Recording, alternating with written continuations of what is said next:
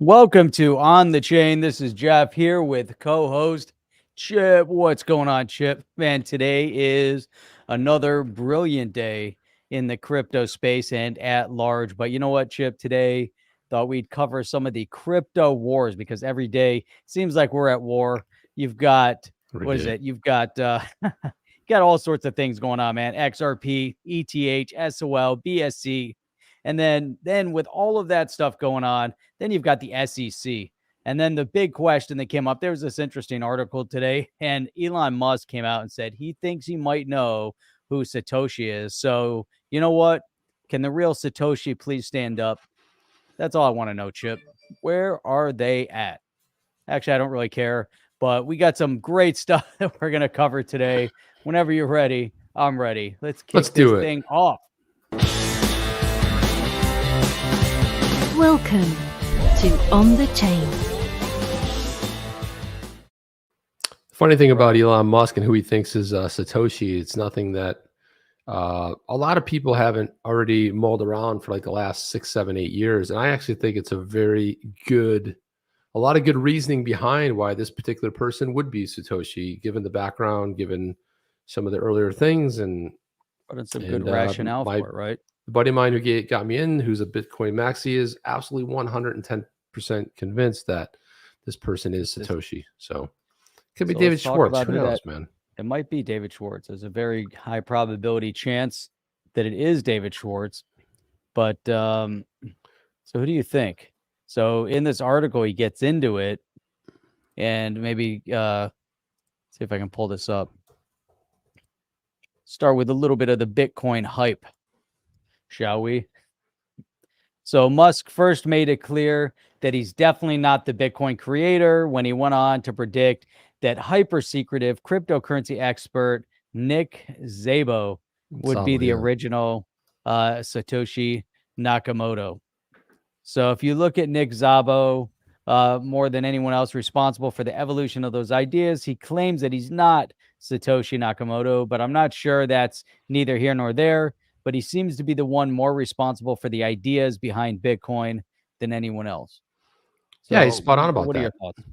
Yeah, I think so too. I think Nick Szabo, for a lot of people have thought that he could be. For example, in 1988, he designed a mechanism for a decentralized digital currency to be called BitGold. That sounds interesting.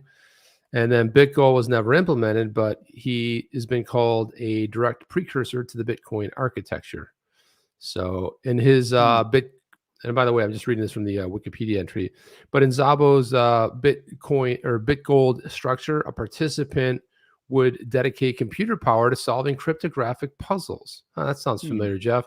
And in BitGold networks, all puzzles would be sent the Byzantine fault-tolerant public registry and assign a public key of the solver. Sounds a lot like Bitcoin mining, doesn't it? Very interesting so far. Yeah, each solution would then become part of the next challenge, creating a growing chain of new property. Now, you remember, this is 1980 or 1998. This is way before. This is 10 years prior to. I mean, you had some other thought leaders in this space as well that were talking about similar things, but he's basically outlining here proof of work, mining, a little bit of what was it? I forgot the other one was going to say, but when attempting to design transactions with digital coin, you could run the double spending problem. Once data had been created, reproducing a simple matter of copying and pasting. So a lot of it, and then let me pull up his Wikipedia entry here, because remember, just because it's on Wikipedia doesn't make it right. This is just anybody can edit it. I can go in there and edit it right now. Well, while you're working on that, Chip, before you get it up, it said here, a 2014 report by a team of linguistics indicated the uncanny similarities between the Bitcoin white paper writing and Szabo's writing. They claim that the number of linguistic similarities between the two is something that makes him the closest guest to be the original Satoshi. And that's crazy. None of the other possible authors were anywhere near as good of a match, when you start matching it up. And that's a pretty decent indicator, if you have a similar style, without a doubt. Tech. Without a doubt, Jeff. And the linguistics things now with AI, you can plug in all his writings anywhere, and then you can plug in all the Satoshi writings, and you're going to get a lot of similarities. And this is were able to out an author of an anonymous book by doing just that, dumping all this stuff into his massive computer. I think it might have been that Watson computer, that IBM one, where they dumped a bunch of stuff, and they determined that it was a journalist that actually authored this book. And turns out that it was true. He finally came out and said he did author the book. But again, this stuff is pretty interesting when we reuse a lot of the same words, a lot of the same conversations and things we do. But it says here, Satoshi Nakamoto's speculation in 2008, a synonymous person under the name Satoshi Nakamoto released a proposal for Bitcoin to a cyberpunk mailing list. Nakamoto's true identity was secret. Research by financial author Dominic talked about circumstantial evidence, but admits no proof that Satoshi is Szabo. And he's also a big time. I follow him on Twitter, and I love a lot of the things he says. If he could be a third host on this program as far as ideals and thoughts and where he's coming from, he's quite the thinker, and also his geopolitics. I might not always agree with it, but I think he's pretty spot on too, with some of where he comes from. But he's always putting out interesting tweets and stuff out there. And here's the other part that I see. So that I like: most convincing evidence pointing to a reclusive American man of Hungarian descent named Nick Szabo in 2000. Hungarian descent. You hear that, Jeff? I heard that. Just like somebody else on the program, Jeff. Interesting. Prior to the release of Bitcoin, because I think I've gotten into what my original Hungarian name used to be. Wrote a comment on his blog about the intent of creating a live version of his hypothetical currency. So Nick Szabo seems like a guy that could potentially. Big shout out to whatever that says, 189. EC 2189. EC 2189. There we go. I see it now. Wikipedia update. We are Satoshi. We are one and many. Well said. That's a good one, right? Yeah, we are. Absolutely. We got another shout out here to K HUD. New Year phallic spear. True North. True North. Yeah. Is that who we're talking about when we talk about Musk? When I think about, I just want to show you his page, and Jeff, you'll notice what the symbol is right away. And I feel like a sneeze coming on. Hang on a second. Okay, I hit the button in time. So here's Szabo's.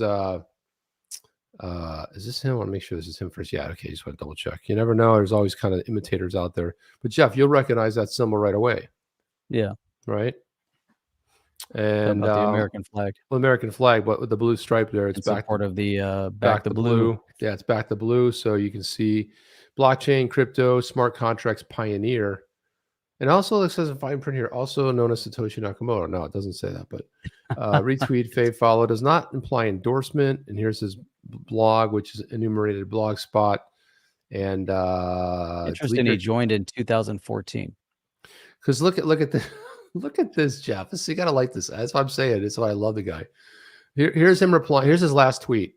World Economic Forum. We're deleting this tweet. Lockdowns aren't quietly improving cities around the world, but they are an important part of public health.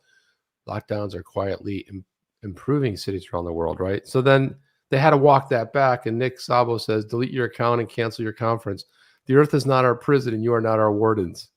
You see what I'm saying, dude? I love the guy. He's just spot on with everything. It's just great, Truth. So, yeah, I mean, he's just spot on. A lot of truth being said. Yeah, a lot of truth being said. And there we are right there, Jeff. And I forgot what happened. I don't know what happened to him, but oh, yeah, we got to play this one. We probably should play this one next. So something that Bank XRP put up there, and I'll have to stop sharing that to share it again with the audio. Yeah, bring in some audio on that. Yeah, I'll bring in some audio. It's okay, right? Because it just had some low music in the background. It had a lot of loud music. Yeah, but I don't think it was something that would get us. No, I don't know where that music came from. It is loud. So maybe we just. I'm gonna have to turn it down a little bit, pipe that down a little bit. There. Yeah, I'm not sure exactly whose music it is, but so anyway, if we talk over it, we can. Well, potentially. I mean, we might have to. But again, so this is that Dutch company, filmmaker company that's doing that crypto series. This is one of the one of these segments in this. I think it's an 8-part series, maybe. Don't quote me on it. But a great Dutch company. It's been making the rounds around the U.S. and you will see, amongst other people, you'll see James Rule XRP and his meetup that he had down in Houston. You'll see the great Tony Edward, who is thinking crypto. You'll see the warrior John Deaton in this, and then you will see somebody who basically stumbled into where is it? Hang on a second. That basically stumbled into crypto, and apparently have named themselves the defender of the XRP army, and we all know that as BitBoy Crypto. So let's. Where is this thing? Why do I? How many? I don't know. You got it up. So what's going on? Well, I don't know. It's like I'm trying to, because I don't see it. I was clicking off it on my screen. Here we go. Got it. Okay. So when you share the tab, doesn't matter how many tabs you click on. There we go. True. Let's watch it, guys. Let's watch through. Let's see how this is. It's very quick. This is the biggest case we've ever seen in crypto. The SEC suing Ripple hit XRP holders like a train. XRP was supposed to be my retirement.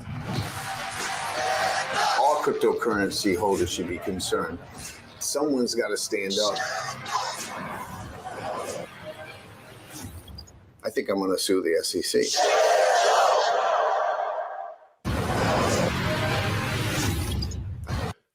So Jeff, I'm a little bit concerned about what the Ripple is. I mean, I know what Ripple is. The Ripple versus, and wouldn't it be versus the SEC Saga? I don't understand that whole thing. The Ripple, but maybe whoever who created this, maybe we need to bring them on and they can explain it. Yeah, we'll bring them on. It's a really well. I've seen some of their other stuff they've done. It's a Dutch film company. They're very solid.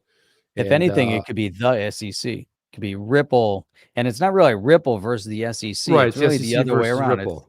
It's really That's John okay. Deaton and the XRP community versus the SEC, because it's the one that's taken on the other that filed suit. Oh, that's true, but I mean, I think we're nitpicking at this point, but I don't think it really matters. Like nitpicking. And if that's all we do, Jeff. That's all like a middle name right here. But again. So there's James Rule firing. I told you shirt on right there, and I love how when it hits on the. This is good editing right here. I think see that right there. That was good. I'm going to sue the SEC. Damn right, you're going to sue it. And then this was the XRP man. By the way, I love the. Is that Scotty from XRP Army? It looks like him. It looks like him. He's got the moon hat on. That's just great. And then if we come back right here, so look at Deaton. Look, it's shot really well. Put together. It's solid. So there's, definitely, great editing skill over there. There's James Rule right here. James little Rule promotion of beer, little promotion of alcohol drinking, and XRP millionaire right there. All sorts of cool things. It's good stuff. That was the meetup right there. So it's great to see, a little bit of the XRP community right there. I like it.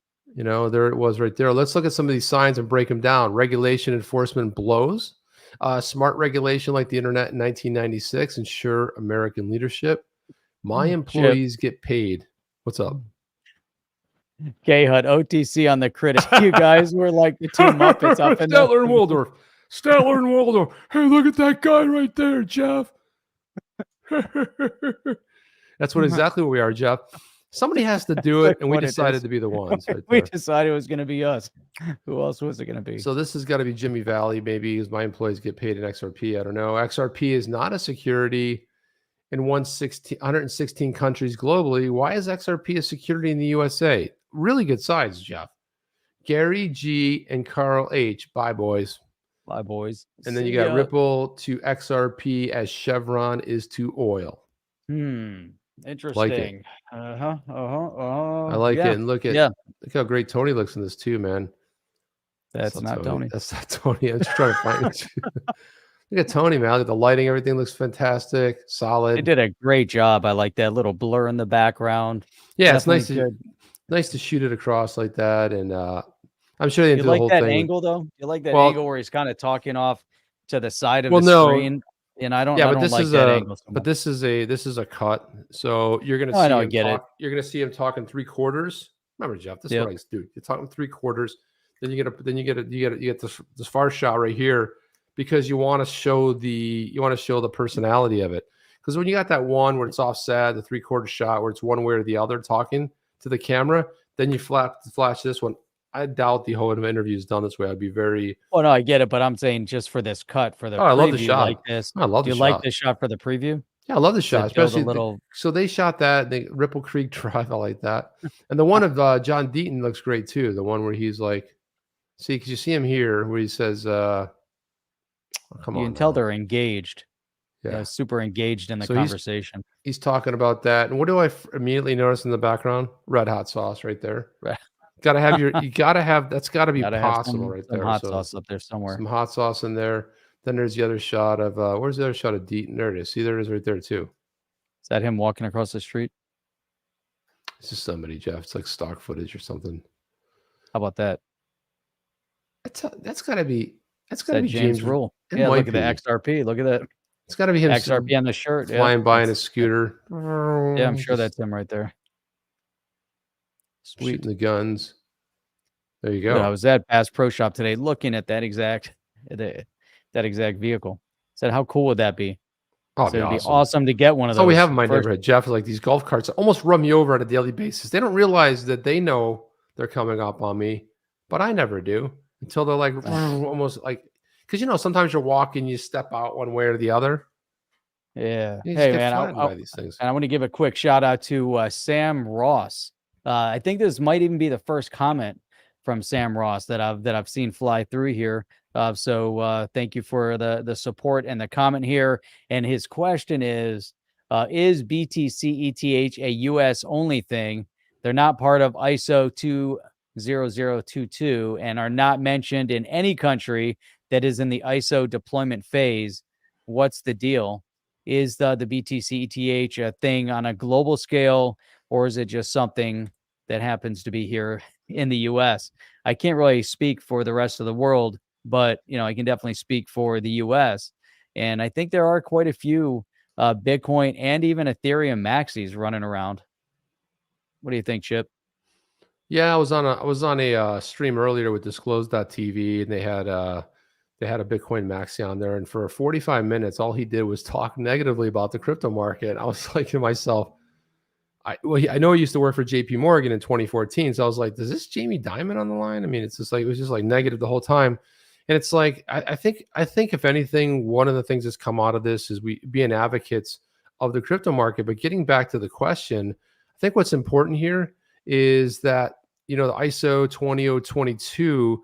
That standard itself is really for people that are doing payments, right? That are really for payments. I don't see, something, Jeff, you brought this up the other night. I think it might've been last night when you said that you don't see ETH being like a really payment system just because of the gas fees. Who's going to build on it? What legitimate company is going to build with the massive gas fees? Bitcoin being a store of value, it's not, it will be fast on the blockchain potentially just because of of like the XRPL. That makes it fast. Spend the bits makes it fast. Lightning is getting better, but again, there are some. But I'll tell you, man, shady this whole things with thing that. with this whole idea of the gas fees and then having to estimate and have X amount sitting in your account. So let's say you have 5 ETH and you want to move all 5 ETH, then and you say, I want to move all 5, then they're going to say insufficient funds. And you're going to say, why is there insufficient funds? I'm telling you, there's 5 ETH, but then you have to leave behind in order to cover, some of the cost of the movement. And then the costs are outrageous. There's just so many crazy things going on. I swear, Chip, this past week has been so frustrating, trying to move into Binance Smart Chain even. I just wanted to just get a little bit. And, I'm over there on Binance.us and they have the 10-day hold. I'm like, what is this with this 10-day hold? And then then I'm trying to work on Bitrue and we get some Binance BNB over on Bitrue, and then their BEP20 wallet is down for maintenance. So you're going to have to move it through BEP2. And then when you get the addresses and you put them in the Trust wallet or in the MetaMask and you're moving them around, then they don't work. And then, then you're short on this or short that one. And anything in the ERC20 world, the gas fees are just astronomical. I mean, it's impossible. It's just impossible. I tried to move $100 and it was going to cost me 120 extra.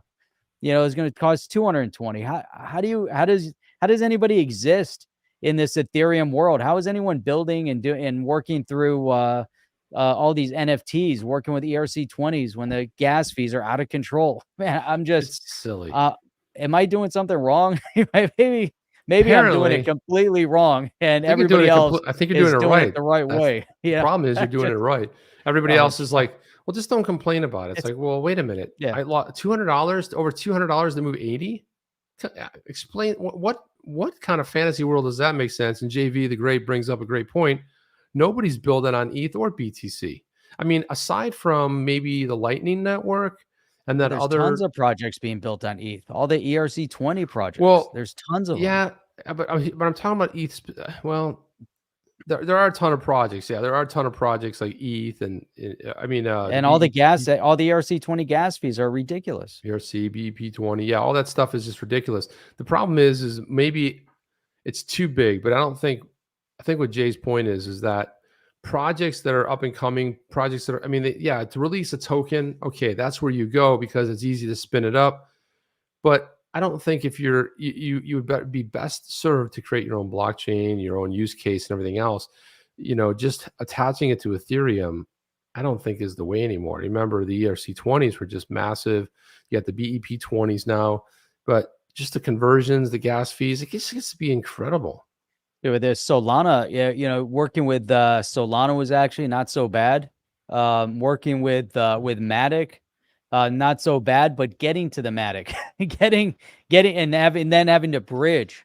Every time you get into it, now you have to move from your ERC20 over to the Polygon Matic mainnet, and now you're bridging. And so, in order to bridge it, now all of a sudden you're paying all the gas fees again.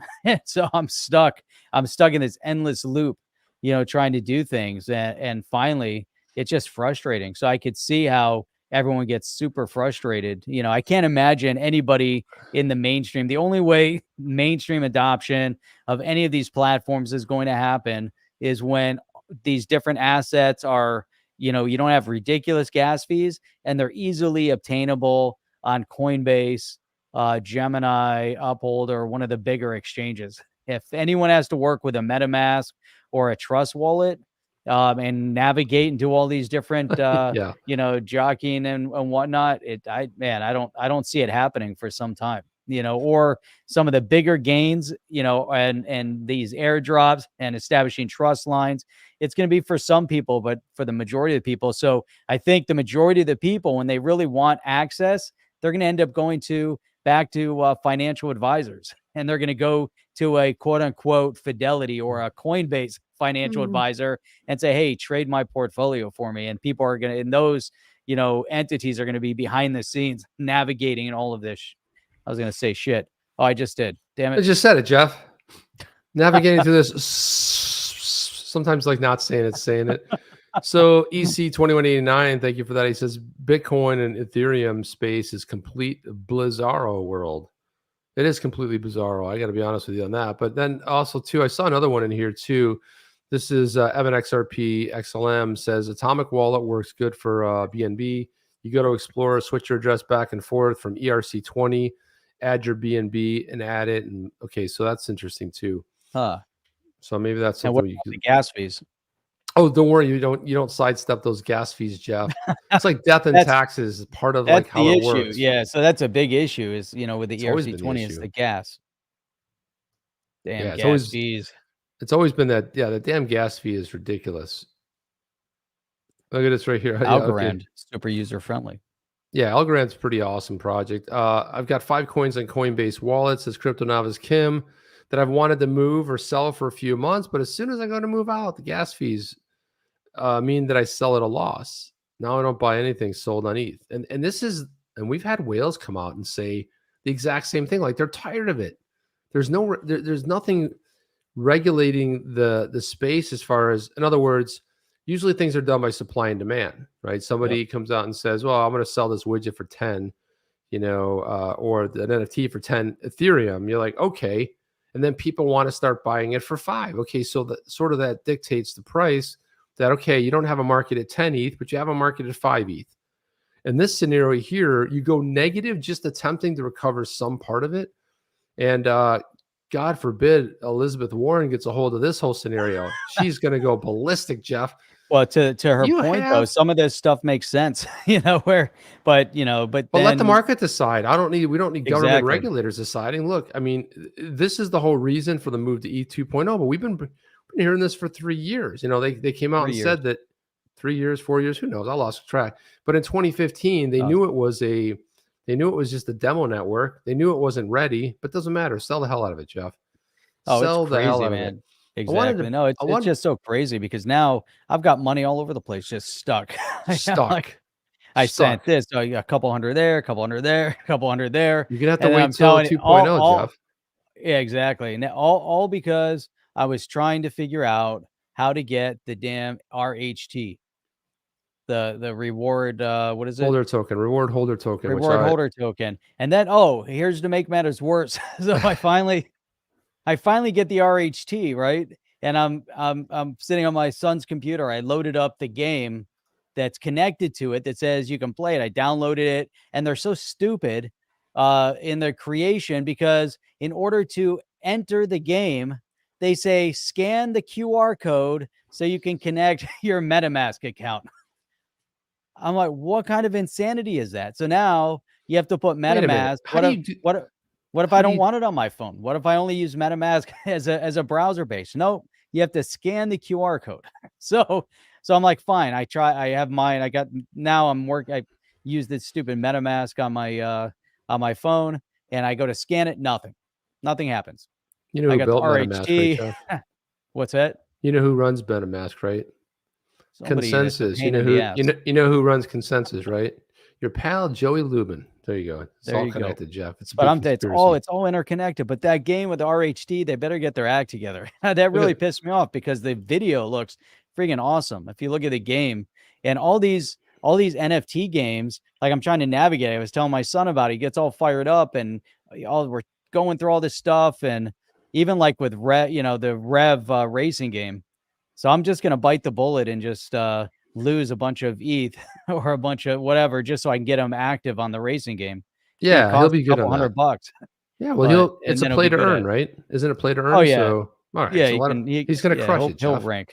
No, I know he'll definitely rank in that one. So look at Marquez has a great point. Avalanche is stealing a lot of ETH's monopoly on DAOs, and again, and this is what we had the rise of the ETH, all ETHs, because that's exactly what's happening. And the longer they take, they're going to lose their position. We saw it go from 90% down to 60%, with the prediction from an analyst out there saying it's going to drop below 50% first quarter. So its influence is waning already, but most of it is due to just the ridiculous gas fees. I mean, the gas fees are ridiculous. And Jeff, I kind of like I wanted to get into this right here. This is one of my pet peeves here. My crypto lingo is wondering why we're discussing AK Blockbuster. That's a good point, right there. Why not? Because we have to talk about it. So Mickey B. Fresh, who I love, and also Patty, they do great videos. And so this one shows up in my feed. It's like the CanaryX token airdrop is taking place right now. In the future, the team will be creating the CanaryX DAO on Songbird Network, which is a fork of Olympus DAO, which is great because now you're starting to see all these forks and you're starting to see all these spin-offs of Olympus DAO. And then check out our breakdown of what we do. And I was like, another one, Jeff. I was like, yay, I missed another airdrop. Let's all do our best as a community, keep these airdrops even a bigger secret. It's always awesome finding out after the drops. I got to tell you, it's like if I had 1 XRP every time, I'd have 100 XRP by now. It's like, here's an awesome airdrop. Meanwhile, you don't hear Bubkiss for 2 months. You don't see it in the feed. Nobody's talking about it. As soon as the airdrop happens, boom, it shows up after the fact. Can't do anything about it. So then I went to this one right here, and then I retweeted this and said, here's Murphy's airdrop law. Murphy's law on airdrops. You are more inclined to learn of an airdrop after the airdrop has already taken place. And I want to know if anybody out there can relate to this. It's like, it was an awesome airdrop. Oh, when's it happening? Oh no, it already happened. So I was like, that has to be something. You're more inclined to learn of an airdrop after it's already taken place and meanwhile, the most useless ones and the dumbest ones of all time, somehow you hear about those. I don't know how the marketing works and this stuff, but I want to know if you guys share that sentiment out there. Are you as frustrated to hear about? And I'm talking about the better projects. This is a solid project from what I looked into. And so I was a little bit more frustrated about it because it's a good looking project. And I like this whole fork of the Olympus DAO. It's like exciting, but sorry, Chip, you missed it. Well, good luck next time, pal. Play again. Sorry, Charlie. EC2189 saying ETH is a crypto monopoly game where you never get to pass go. No, you got to pass go. You got to pay. If it's like I got you got to pay bucks, big, you don't collect, and you got to pay an extra $200. It's like you don't collect 200. You got to pay 200, and then you owe 300. It's like what? That's right. Hey, so I'm aware of that. RHD, yeah, we know, beta. yeah. Thanks. Know that it's in beta, but still, but that's the whole point. But that's the whole point is getting. That was the point earlier. I think in order to take advantage of some of these types of projects, you have to be in the know, and you have to be willing to go through the frustration, of kind of digging through all this stuff.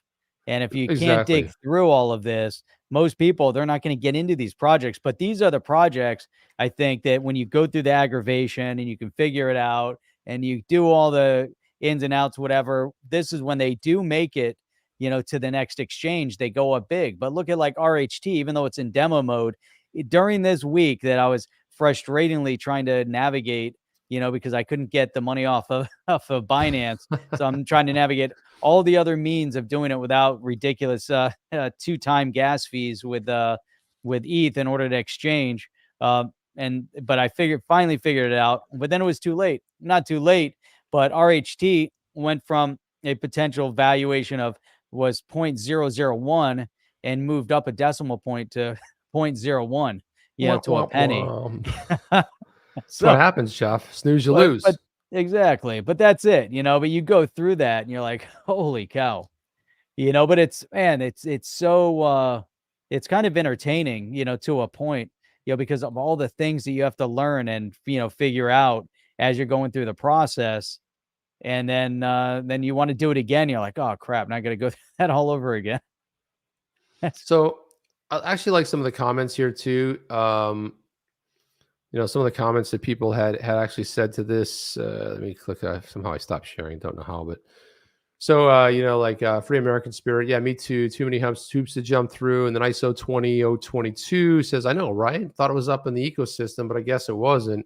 Who do you follow to get the latest news? Because of all the Flare YouTubers I follow, I never mentioned this one. Well, make you be fresh. And I try to watch, you can't watch all the videos, but I try to watch a lot of their videos too. Same, I totally dropped the ball on this one as well. Get your head out of the sand and follow the XRP community. That's it, Jeff. My head's in the sand. I really need to follow the XRP community. Haha, sucker. And then look at this. XRP Innovations. We'll give you a heads up when we're ready to launch. Ripple Grant Developer Platform. ×2 NFT and smart contract projects under development. Okay, now we're talking about something, Jeff. Have to check out that one. Missed it too. Interesting project though. And then we have another impersonator, the one with the chip with the Z on the end. I've trying to block this person. Oh, this whole time I thought you spelled it with a Z. No, man. Hell no. Okay. I've been trying to block that person forever in a day. And for some reason, Jeff, I don't know why I can't do it, but it's just not possible. Well, the beauty of it is that Twitter does nothing. Nothing. It's like 50 people announced that. But meanwhile, say the wrong thing and it's like, oh, you'll get banned no matter how, great track record to be on Twitter for 12 years. I saw a virologist was banned off of Twitter today. Yeah. The guy Robert Malone, who 500,000 followers, who actually invented the RMNA. This is ridiculous. I mean, come on, we're getting crazy today. Everything's out of whack. And thought control. Yeah, it's so EC2189. Lastly, You're gonna need a DeLorean with a flux capacitor to get any airdrop. Right? That's You what I'm see? talking about. Exactly. I mean, you got to have this cross, you know, that one where you have to like pat your head and rub your belly and then switch. It's getting ridiculous. Like, it's not setting the trust line. It's like finding out about it. Meanwhile, there's XSHIB and SHIB and Shiba Inus and, you know, XPunks and all this other stuff. But I want to go to the utility projects. And meanwhile, you find out, oh, they dropped a day ago. What are you thinking about, Chip? Why are you so crazy on that one? Let's jump into some other news here. See, Matt LaRoche agrees that. So what we need to do, Chip, we have to start a fund to raise enough money to get a DeLorean. Jeff, I've always been saying this. People are talking about Lambos when it moons. I'm not doing Lambo. Not even a house. I'm building a time machine, dude. I'm building a time machine, and I'm going to go back to my younger self and start leaving notes. Buy Bitcoin. Buy XRP. Don't ask questions. Do it now. Be like, and it'll be like, weird. That's in my writing. Am I going insane? Did I lose my mind? And eventually you do that and you change the course of history, potentially. I don't know if that works or not.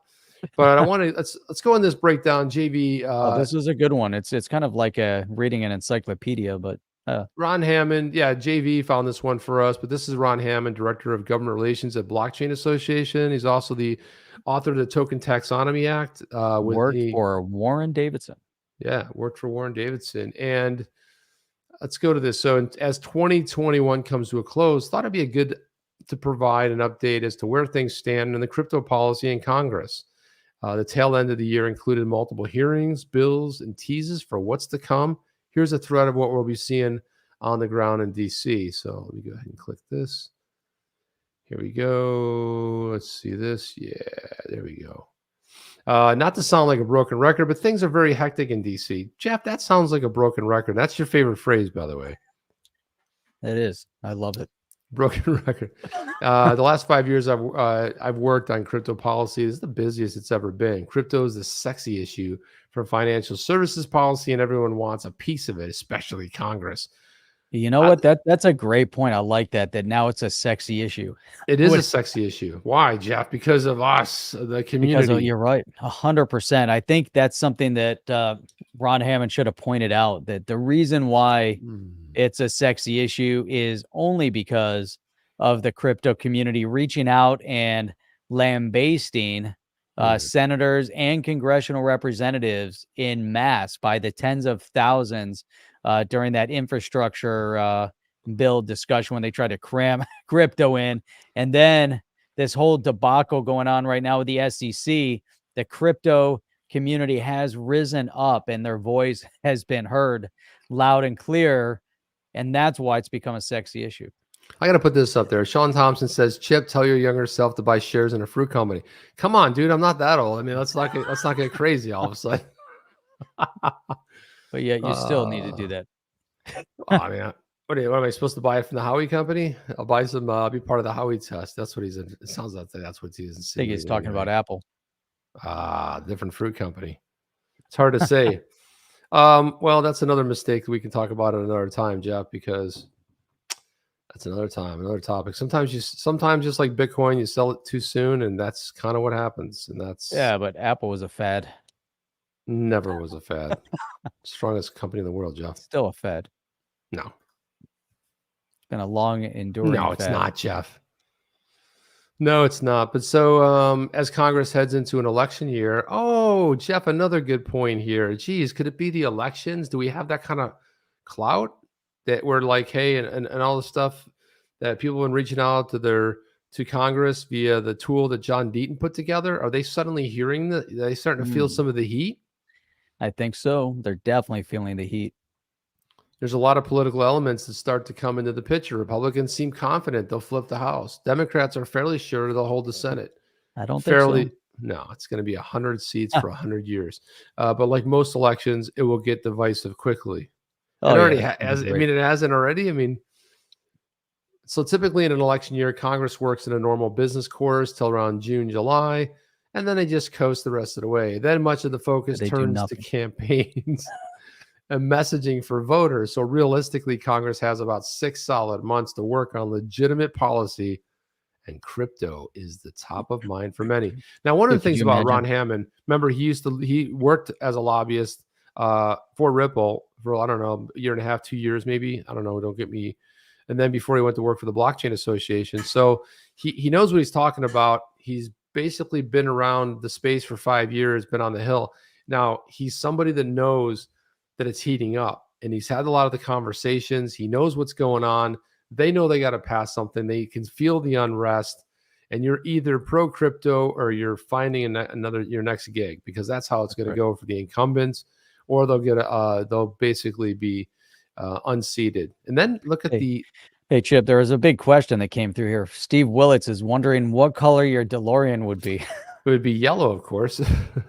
Being that I think it only came in one color. Yeah, I think it would be silver. It only came in there was stainless steel.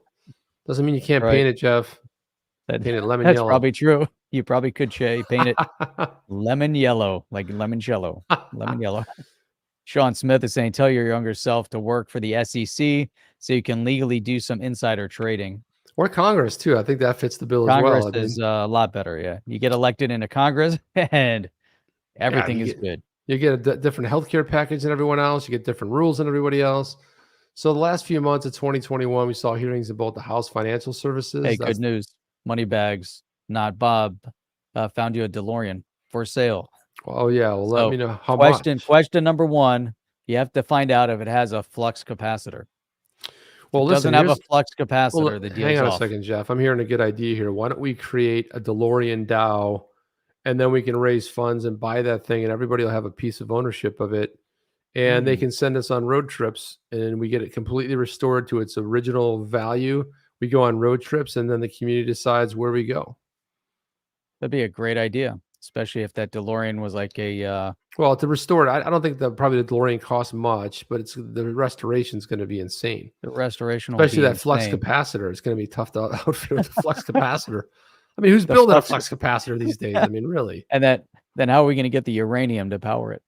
That's another question. Then we'd have to get. Then we'd have to ideas. go to Back to the Future 2's version when they had the you could put the garbage in. What was that thing called?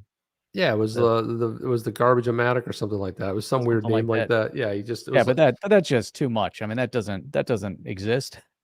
So the flux capacitor, on the other hand, I mean, that's perfect.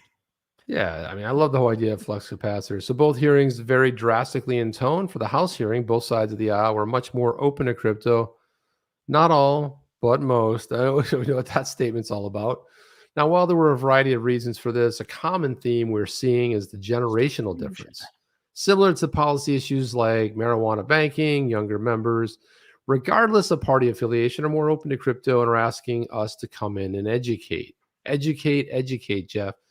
This is especially apparent at the staff level. Even those who work for members who have never uttered the word crypto once are asking to meet with the industry because they're fascinated by the topic. It's trendy. Because it's sexy.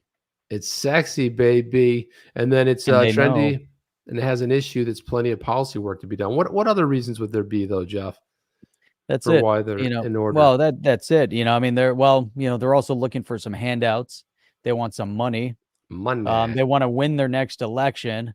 So they realize that the topic of choice, cryptocurrency is definitely going to come up. And if they start talking about crypto, they don't seem like, they're outdated as they are, where they should be basically sent out to pasture because they're not in the know. I'm not saying age. I'm just saying just opinion and their knowledge base. There's many ways to send people out to pasture, Jeff.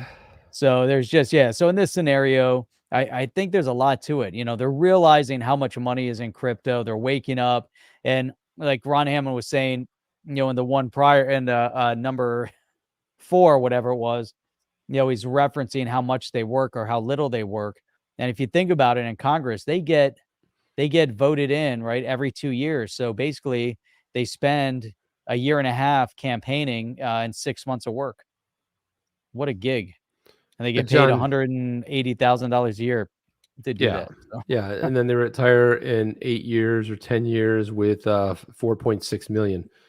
John Doe says timeshare road trip map on the blockchain. We drop it off along the way, pick up your tokens. See what I've got going on here? We got a whole cool sort of brainstorm session. We're workshopping this. Could be interesting. I think we're onto something. Yeah, I think there's so we got to start out I like it. The DeLorean DAO. Yeah, right. And then this is interesting. And then everybody that's part of this DeLorean DAO, you'll also be in the know when there's an airdrop. I like it a lot. I think it's a really solid idea, and I love the There could be a way new airdrop per state. I like the way the community thinks here. It's really cool. And let's keep workshopping this idea. It'd be great. Yeah, we got to get it there. Then we can vote within this DAO. We can have a vote to see who's actually going to drive the road trip. And then it says, continuing on with Ron Hammond, on the flip side, the Senate, which skews older, seems more set in their ways, and requests to have industry come in and educate members of staff is far less common. The Senate also dealt with crypto extensively during the infrastructure fight, so there is some fatigue. There's no fatigue. The fatigue comes from being 100 years old, Jeff. that and they had their ass handed to them also. So that too. They were put in their place to a point where I think about, Senate, their elections are every 6 years. So they're, fairly set in their way. They realize they're not going to be unseated for a little while, so they can ignore their communities and the topics. But in this scenario, they also see the writing on the wall. Yeah, and they saw that we mentioned this before, Chip. They tied up the infrastructure bill over crypto. 3 days. For 3 days. For a little sliver of some language in this massive, what was it, a couple thousand pages? For stupidity of them putting it in to begin with, but 3 days it was held up. No other line item, insignificant line item from their perspective, caught attention. But now they realize how significant, the crypto community is. Of course, it's significant. And you got to believe Gary Gensler is also talking to them. Boy. So look at Rob McDermott says, hey, don't miss my Pacific Northwest corner, Washington State. That's good to know. Matt LaRoche says, need a flux capacitor as a node. Oh, okay. There we go. Show it's starting to get real interesting, Jeff. The flux capacitor. That's what we call it. That would be the nodes. Oh, look at this. Nodes are the flux capacitor. You see that, how that's working? It all started on a podcast, Jeff. The whole sort of idea went pretty crazy. And write it down. Somebody write this. Who's scribing this? Hans Loaded. He's our scriber. He's been doing an amazing job with the chapters. If you guys go watch an old video, you can jump in and just go to a specific question or a topic that we covered. And that's just been amazing. And a great resource for us as well. We knew we said something on last week on one of the shows. Easy to find it, review it, which is really fantastic. So, and then, however, growing trend among members not on the relevant committees, financial services and banking, hastily introduced partisan crypto bulls solely for social media attention. This is almost exclusively ours, and now it's just a handful of its members. As for bills, the topics range from a variety of policy issues. The most popular one is stablecoins. I'm tired about hearing about stable coins. Just leave the stable coin. Let's get some clarity on regular crypto. Then you guys could address that. Leave the stable coins in the stable. How about that? Okay, so I'm telling you, it's like an encyclopedia. So let's jump to the end. To the end, the tenet of crypto will be supported. That's too much reading for me, Jeff. Both R's and D's is larger than ever before. 2022 will be busy with substantive bills and hearings and politics through as a way of pulling people apart, but also as imperative. Crypto isn't used as a force to divide each other because no one wins. He's missing a period right there anyway. Well, that's let's see. It is dividing, but it's dividing based on it. It's uniting. I think it's uniting. I agree with that. I think it's uniting people under the crypto banner, and it's also underscoring and highlighting the ignorance or the manipulative nature of some of the representatives that don't want to answer to the people, don't want to educate themselves, think that they know better. And then you understand who the Shermanator answers to, when he is, so vocal in Congress against the crypto space. And then you say, well, hey, I get it. Mark Hayes is wondering if any of the XRP armies from England, and there's quite a few people that tune in from England that are watching us. And I'm like, it's also Wales, 12 o'clock, 1 o'clock in the morning, Scotland, Ireland. Man, it was funny. We're in England and we're driving and we're talking about going to Wales. And then, my son, he must have been like 4 or 5 at the time. I forget exactly. And he goes, why are we going to go see the whales? I said, no, we're going to visit whales. He goes, yeah, why do we want to visit whales? All right. Then I had to explain to him on the map. It was very fun. Yeah, I love driving up the coast there and Yeah. seeing castles and lots of pubs. Very And cool. it was really good stuff.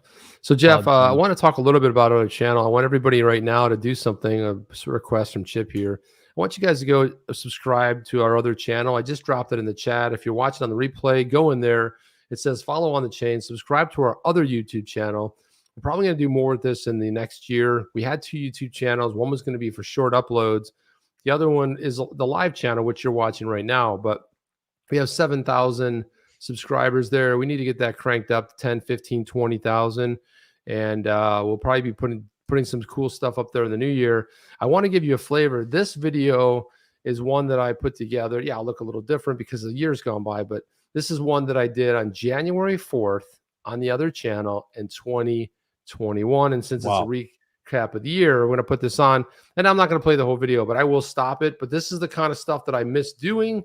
But Jeff and I are pretty busy. If it's not our families, if it's not our work, if it's then it's doing the podcast. So there'll be some other opportunities if people want to jump in and contribute and help too. There'll be ways to help out too. If you're interested, just ping us. You know, you can go to the onthechain.io and then go to the contact section, send us an email, hit us up on Twitter, DMs. Not everyone uses Twitter, so maybe that's not your best way. But let me play this, Jeff, and I'll get your thoughts. But again, a different sort of style here. Here we go. This was something that I would occasionally do called the XRP Minute, only focused on XRP. And yes, it was longer than a minute. Sounded like a good idea at the time.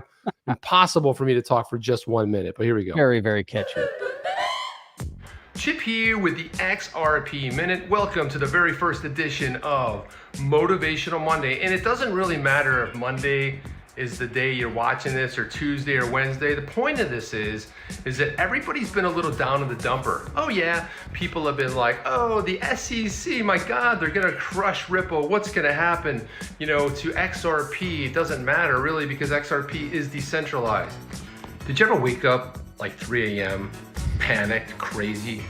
You're sweating, you grab your phone, you check the crypto market. Have you ever done that? Yeah, so have I. You know, a lot of the market's been tanking, but what's not tanking? Bitcoin, going crazy parabolic, right? What will it be at next week? 40,000, 50,000, 100,000? Well, we're just gonna have to wait and see exactly what it ends up being. Hey, you remember the first time someone told you about Bitcoin? You were like, that sounds so stupid. Like, who would invest in an imaginary coin? It's not backed by anything. It's just dumb. You remember that? Just what if you invested when they said that? Yeah, I know the feeling. But anyway, that's sort of the flavor of some of those videos. And of course, Jeff did a lot of great review videos where he would either, you know, would talk about all the great parts of a project, but then he would also go back there and talk about like the not so great stuff there. So that was always interesting. Lots of fun as well. And that's something we don't have on the website at the moment as far as the other channel, Magic Internet Money. It's perfect. But guys, if you could just go ahead and give it a subscribe there. But the other idea we're floating right now is to potentially take some of the shorter cuts, you know, 1 or 2 moments out of this and throw it on the other channel just so you can digest some smaller content, because it does take good stuff. Yeah, it takes a lot of so that at some point with that other channel will get going. But it'd be great if you guys could sort of get over there and. Yeah, if you go to the go to onthechain.io, and if there's any specific topic, you say, hey, you know what, it'd be awesome if you guys did a segment during the live stream of something, whatever that might be. Let us know. If you know somebody in the crypto space and you say, hey, you know what, this group would be, you know, great to bring on to talk about their project, let us know. We'll dig into it. Anything like that, you know, you can get real engaging. And when you do go to the website, you can subscribe over there as well.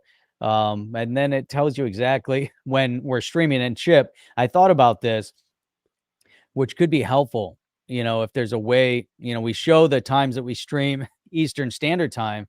Sometimes it's hard to make that conversion, you know, and people have to constantly look back to try to remember. Maybe we can figure out how to get something over there on the website where you can click it and it can be like, oh, look, that's my time zone. that's when they're streaming. We could do Something that cool like too. that. Yeah, we could do something like You that know, too. maybe there's a way to do it. But anyhow, all sorts of great ideas of different things that we want to be able to do. And KHUD is raising money to have you shave your head. Not Right gonna now happen. they're Depends right how now much they're at money you 100 raise. XRP. 100 XRP. Well, geez, you got me there. I guess I'm going for it, Jeff. What the hell? Wait a minute. With the caveat, the XRP has to be at $100. So there you go. And that'd be worth it. Okay, I think there you go. potentially. Jeff. Potentially. So yeah, I just wanted to cover this one little tweet really quick right here. Let's see. Share this screen here. Bye boom. Share it. And then here we go. So Cryptonardo XRP. Someone had said, "Hey, XRP Army would have the strongest DAO of all time. Why hasn't this been made as yet? Is beyond me." And then why isn't there an XRP based DAO? And then of course Matt Hamilton said, "Well, it depends what you want that DAO to do exactly. The XRP ledger has no on-chain smart contracts, but the governance of the ledger itself, fees, etc., are voted on by the network. So in some ways, the entire XRP ledger is a DAO and one of the very first." And then Cryptonardo says, "Well, I was thinking about the popular Olympus clones, but yeah, I forgot about how the XRP ledger doesn't have smart contracts. So it might be something for Songbird or Flare networks, or I think the federated sidechains will help that out." Then Hugo pops in, who's the CEO and founder of Flare Network, says, "Well, CanaryX token, the one that we just missed, Jeff, recently completed a security audit of their Olympus fork. FCF have announced they are aiming to build a DAO to control an actual football team on Flare. And I'm aware of a highly credible DAO that is similar to OHM, but then takes assets in from other chains to Treasury." So, and then Rob XRP said, "I have my eye on FCFLIO since they have announced Flare Networks partnership. My tokens will have good usage with them." And that one is, I was looking at that too. I remember when they announced this. This is fan-controlled football. Nice. Which is, interesting. Yeah, pretty cool. I think it's backed by a lot of, let me see, hang on a second. There we go. It's backed by a lot It just shows you, I mean, the things that are possible, and you know, I mean, people are thinking outside of the box, and they're really, you know, navigating and figuring out how to plug all this together. You know, it's really amazing. You know, I mean, it's really cool. You know, you see these types of things. So this is all the positive side of things, and then on the other side, there's still some you know, rug pulls going on. There are. Well, look at the players. Another one happened. A lot of ex-football players. You got Steve Aoki, Cool. music dude. That's a really Very cool cool shot right there. But there you go. Awesome. There it is. And there it is, Jeff. And then, of course, KHUD. Appreciate that. It might be a super sticker. We can't see it, but thank you for that, KHUD. Deep appreciation to everybody here. There it is right there, Chip. Fake MetaMask governance token source 2,600% and gets a rug pull. Oh, man. Another one, man. I mean, these keep happening, but it's interesting that they're more and more moving into a very kind of a tight area because, you know, they can't operate and do, you know, a lot of these scams elsewhere. But, you know, I mean, they can't, but they're more and more the scheming. And it's interesting when you go into your Trust wallet or the MetaMask and you set up all these different tokens. But look at this. One Twitter user reported that once approximately 1 million of the token was bought, sales were locked, and they'll likely tornado cash out the money the same way that they tornado the initial money to fund liquidity. So I don't know. I mean, it's kind of crazy to see 390 users bought it as the token reached 9 million in traded volume. So a lot of crazy stuff going on. You just got to be. Look at Sir John with the, this is not football. Football is play with the feet. Look, you can name it anything you want. You can name it Canary in a Coal Mine. It can be all about, you know, Storix. I don't know. It doesn't matter what it's called.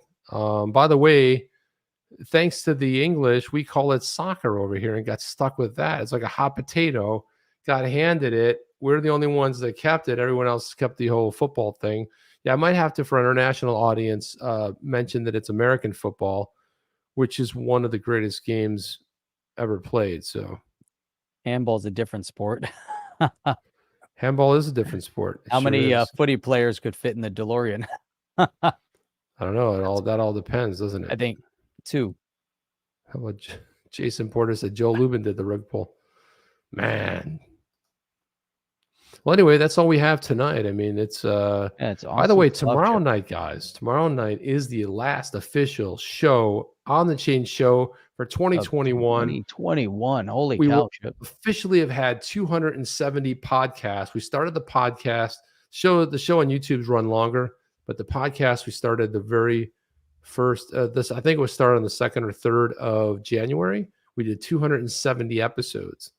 So if you guys want to listen to us, just go look up On the Chain Live anywhere where you consume podcasts, and we will show up. Subscribe to us there as well. And we saw that grow tremendously, especially in the last 6 months.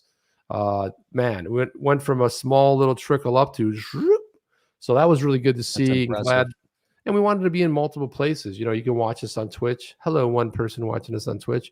You can watch us on Rumble. No, we're not on Rumble, but you can. Where are we, Jeff? Facebook, my Facebook page. You can see it, and Jeff's Twitter, my Twitter, and on the chain's Twitter. So, and what else do you have, Jeff, to take us out of here? I just want to say, big shout out and thank you to everyone that's with us tonight. Make sure you stay tuned. Come back tomorrow night. It is, like Chip said, the last episode of 2021, and then on to a great year. So tomorrow will be fun, and lots of great things happening. And just a big thank you to everybody that's here with us. We have the best and the brightest in the space, and we got X-Rooms joining us right now tonight. Jebsy is with us. So what is up? Great project, by the way. Really great to see building on the very XRPL. cool things great going. stuff, man. Very and also cool too, thing. what's cool enough to there's a Chip X room and there's a Jeff X room too, which is awesome. That's right. And mine's awesomer though. I'll just say that. Just where'd it go? That's very cool. So Hands Loaded is saying, by the way, we are over 22,000 subs. 22,000. We've definitely, made a big big step up. Statement. So we're too, on Jeff. A small statement. Small statement, big step. But we're onwards to that 25,000, then 30,000 and beyond. And that's going to be amazing what we can accomplish in 2022. We see what we accomplished in 2021. It's all as a result of all our great on the chain community support. And then we've got Crypto Eddie with us tonight as well. So that's awesome.